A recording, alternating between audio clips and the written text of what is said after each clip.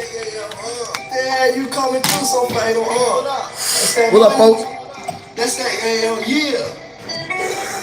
You guys, Stacy, what up? What's Ed Memphis? What's the Square Business Sports segment? Cousin Corey said it's all in. Y'all now tuned in. We got a lot of stuff in store for y'all today in a short time. This show probably be about 20 minutes. Got a lot of stuff for y'all today. We got these phone books, man. They got phone books in Memphis, y'all. Yeah, man. The hustle, the struggle to be great is real, brother. There's definitely some hurdles to cross in the path on the way to greatness. This is one of those hurdles and opportunities that propel you to greatness. Contract with the Yellow Page. Shout out to the Yellow Pages.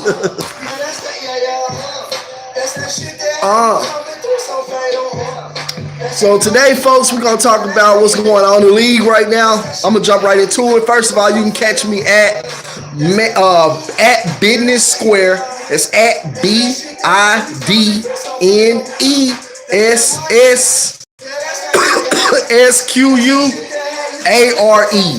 at Business Square on Twitter, or you can catch me on Instagram at Man on the Square. Or you can just simply hashtag Ed Memphis in your web browser, whatever you use, Google Chrome, Surfer, whatever you use, Safari. Hashtag Ed Memphis, and it'll pull up everything I got going on, from music to sports videos, sports articles that I write for the Memphis Grizzlies over there at BillStreetBands.com, all of that. And you can check out the whole brand, whole lifestyle. First off, man, I want to get into the Grizzlies winning last night. They won by 30, I think. They beat the Dallas Mavericks, beat the brains off the Dallas Mavericks. Even though Luka Doncic is a walking 20, so he still got his 22 and 4 and 2. He still did his thing. But I mean, they don't pretty much even have a team outside of Luka Doncic. It's pretty much Luka Doncic and them. Luka Doncic and them. So I'm not surprised. You know what I'm saying? And to be honest with you, we shouldn't have won that game if you're focused on the future of the team and not trying to get some meaningless win today to make you feel better about yourself. Big picture, us winning even by 30 last night was not a good thing. It's actually bad. Okay, I cringe. Reason being is because we are very unlikely to convey that pick, and which I'm not a big fan of anyway. I say, hey, roll with the dice as it is and make the best of your situation for what it is. I understand that the 2021 draft and the 2020 draft are both going to be unbelievable. I understand that. But hey, so was the Steph Curry draft, and we walked away with Hasheem Thabeet, who's currently not even in the league anymore. And folks will say, well, maybe that means we need to get the number one pick. Well, we've never had the number one pick in the history of the NBA. Has the Memphis Grizzlies ever had the number one pick? The Grizzlies were supposed to got the number one pick the year Tim Duncan came out in the draft, but because we actually won the lottery balls, from my understanding, but because because the Vancouver Grizzlies were an expansion team, the NBA rules prohibited an expansion team from winning the number one pick that first year. So for that very reason, the Grizzlies missed out on Tim Duncan and ended up with Antonio Daniels. Shout out to Antonio Daniels, because I see he's now doing sports on TV now. It's probably what he's best at in his entire career. So, yeah, that's my thought on the draft. I feel like if the guys in the office are not confident that they can draft and make a solid pick, no matter where they are in the draft, it don't matter if we had if we were only in the second round this year. They should be confident that they can find somebody that there's a good chance that they'll nab a promising prospect, somebody that they can potentially be excited about. It doesn't sound like the Grizzlies even see that guy in this draft, and that's sad because this draft is not great. But this NBA 2019 draft is it's better than it's been hyped up or hyped down to be. It's better than it's been projected to be. Because folks are saying this is one of the worst drafts in years. I heard people compare this to the 2099 draft.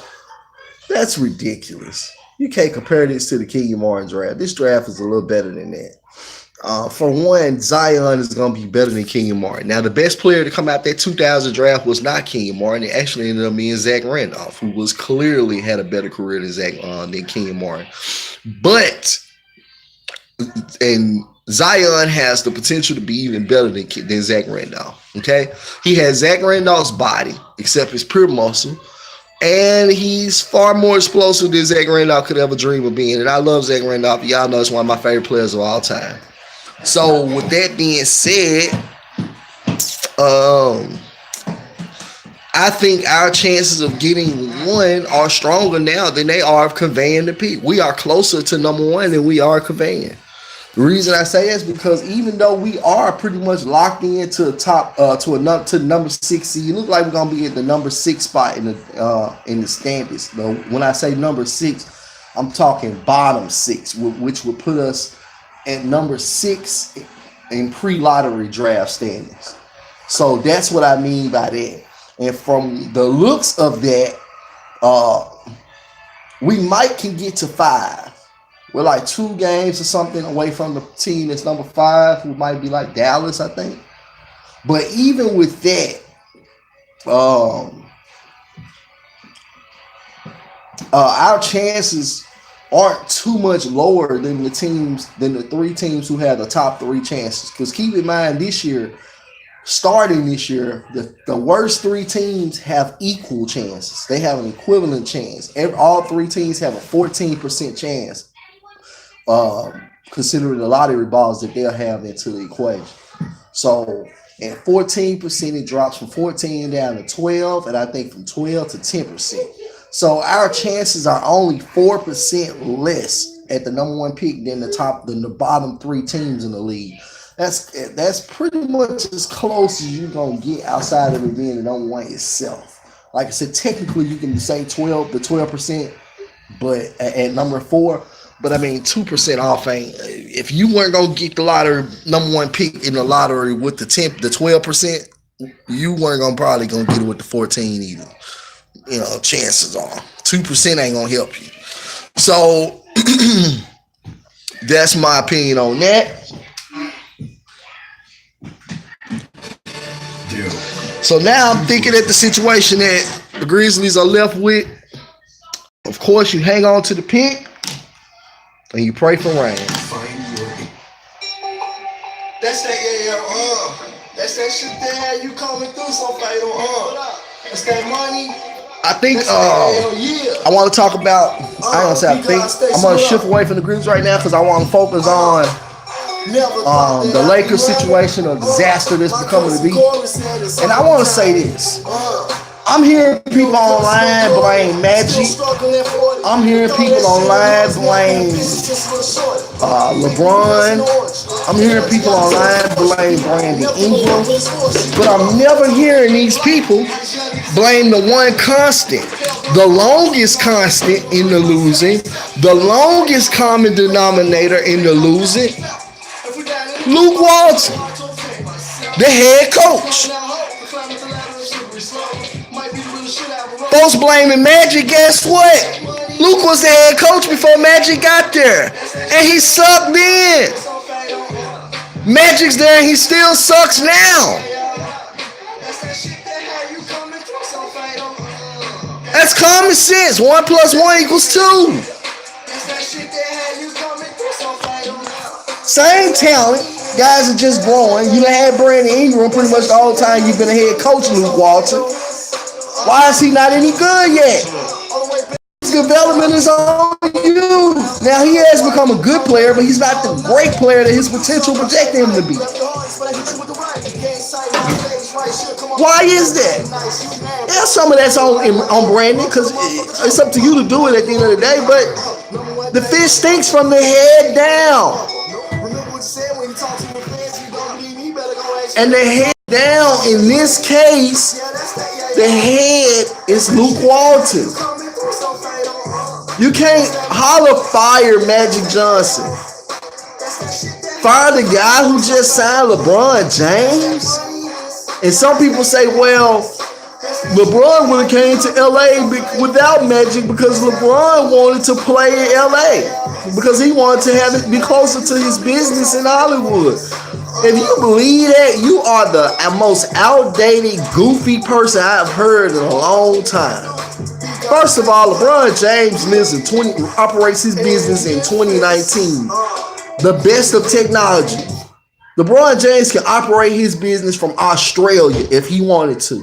For one, why? Because LeBron James has the right team in place with guys like Rich Paul, Maverick Carter. These guys are power players. They're power brokers at this point. LeBron doesn't need to be in LA to run his team. So, Magic, whether you want to accept it or not, was the deciding factor for LeBron to go ahead and go with LA. And then this is another thing too. The Lakers are not the only NBA team in LA. LeBron could have signed with the Clippers. You don't think the Clippers would have went and cleared cap space in order to sign LeBron if he committed? That's that, You got to be kidding yourself. The thing about it is, folks don't want to accept. Luke Walton sucks right now as a head coach. He sucks. He's had a younger team, and he's now had a little more mature team. Now, I wouldn't say they have the best chemistry because everybody just came together. But these are guys. He went out and signed Rajon Rondo, who, if you want to like him or not, he's still the best floor. He's the greatest floor general of our generation, of his generation. Only person you might can argue is Steph. You can't even really argue. You can argue Chris Paul, but you got to give Rondo the edge because Rondo is more accomplished. Who's fifth all times in triple doubles in the playoffs? Rajon Rondo. Who has the NBA championship? Rajon Rondo. Who's been on all-team defense and been an all-star? Rajon Rondo. That's why I say I would even take Rajon Rondo in his prime, even over Steph. Because even if I don't have quite the legendary team that Steph has been fortunate enough to have, Rondo has proven he can still win, but not as much. Call it what you want to call it, but the Boston Celtics Big Three is nowhere near the Big Three of Golden State. In fact, if you take Kevin Durant off of Golden State's team, the Boston Big Three is still not equivalent to the Big Three of Golden State. Steph Curry, Klay Thompson, and Draymond. I take that over Paul Pierce in his 30s, KG in his 30s, and Ray Allen in his 30s any day of the week. Any day of the week.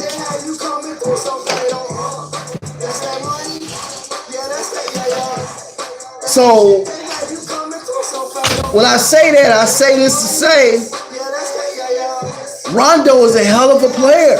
Still is. It's the same Rondo who just literally propelled New Orleans to the second round last year. He literally dragged those guys.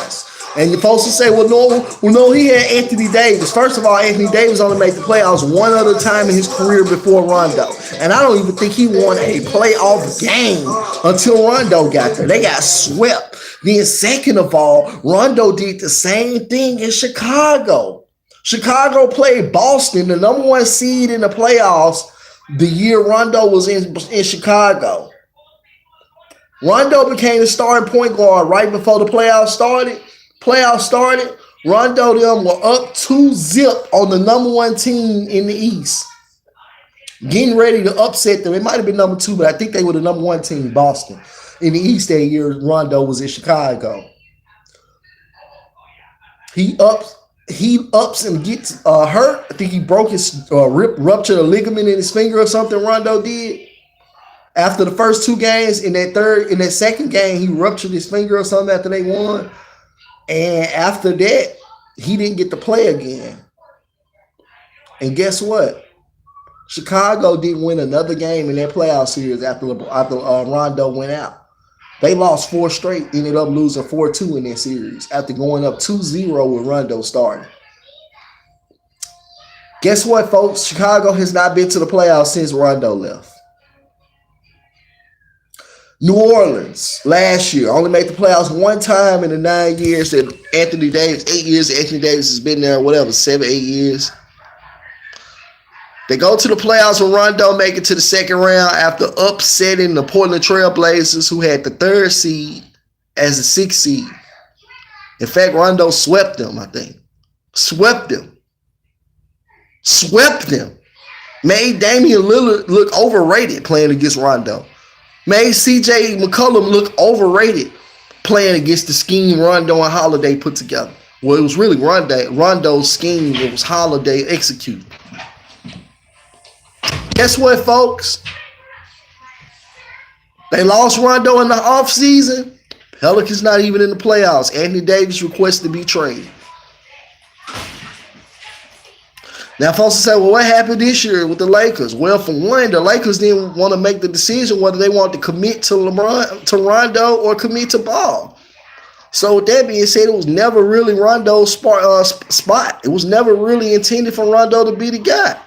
So Rondo came into a situation behind. You want to be honest?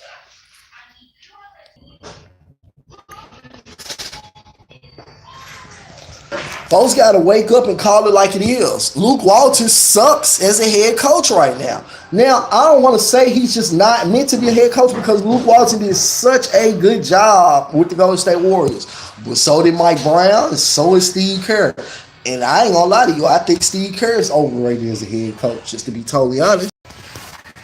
Steve Kerr ain't doing nothing special with that team. The team is special. Hell, I can coach that team to at least the finals. All he's doing is managing personalities. Now, that's not easy, but it's not as great as it's being made out to be from Steve Kerr. The Lakers situation right now, as it is, I think they're going to make the playoffs. I think somehow, some way they'll make it. They're 3 games out right now. I think they'll go on a tear at some point. They're going. I ain't saying they got the off switch, the on switch like Kyrie said, but I do think the Lakers are going to eventually somehow wiggle their way into the playoffs. They might not get out the first round because if they get in there at 8, they got to beat Golden State. They got to upset the greatest team ever assembled. Ever. DeMarcus Cousins, Kevin Durant, Draymond Green, Klay Thompson, Stephen Curry, Andre Iguodala. You're talking about 5, possibly 6 Hall of Famers. 5 of those Hall of Famers are in their prime, brother. They are in their prime. Even Boogie is still in his prime. Don't get it twisted. He had an injury, but he is coming back. He is still in his prime.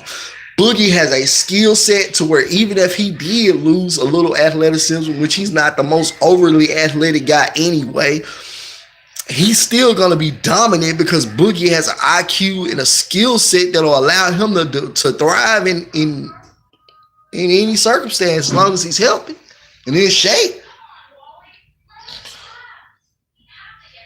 So, folks, I know I ain't been on here consistently. I want to say this. I'm also going to be switching up the topic. It's not going to be primarily Grizzlies. We're still going to do Grizzly recaps.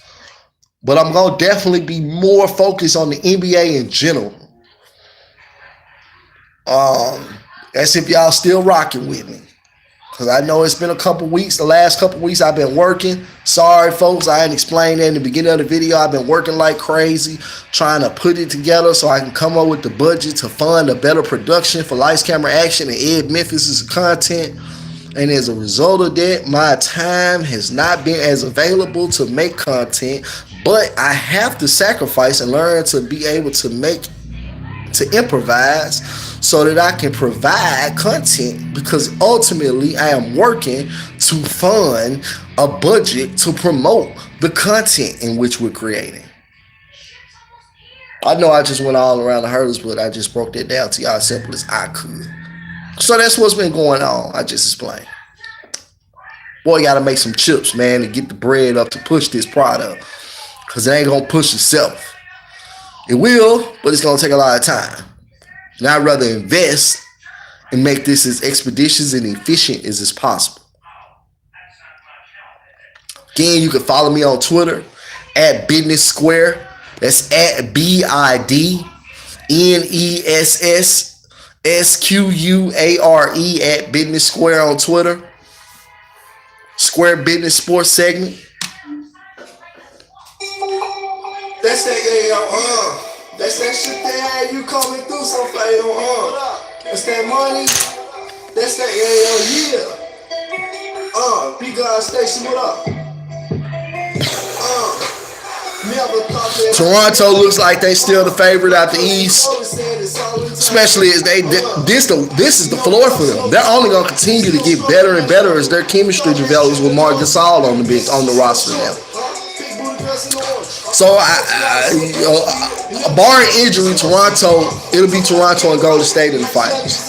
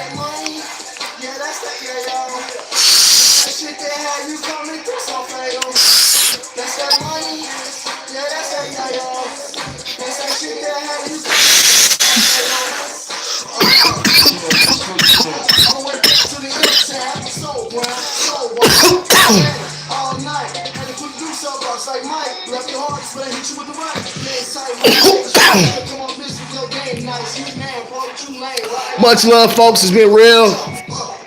Anybody usually catch me, I'm gonna start being on here. You can start checking for me every day at around 1 to 2 p.m. Central Standard Time. I would say 1 o'clock Central Standard Time, no later than 2. You guys will start being able to catch me on here at least 4 days a week. So we're going to make it a point to do that. It's going to be at least Wednesdays, Saturdays, because Saturday is a great weekend to recap what all went on throughout the week. Wednesday is a good middle of the week as a hump day. And yeah. Probably going to do a Monday and at either a Thursday or Tuesday. Might do a Sunday, like I'm doing today. Probably will be Sundays. But gonna start doing 4 days a week. Y'all just check in every day. At around 1 to 2 o'clock, I'll be on here. We'll start making it at least 4 days a week. The goal is to make it daily. So check for me every day around this time, folks. And I'll probably be on here.